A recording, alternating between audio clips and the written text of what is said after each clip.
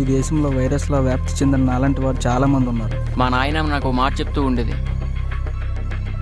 దేశం గురించి చెడుగా మాట్లాడితే ఆయుష్ తగ్గుద్ది అని.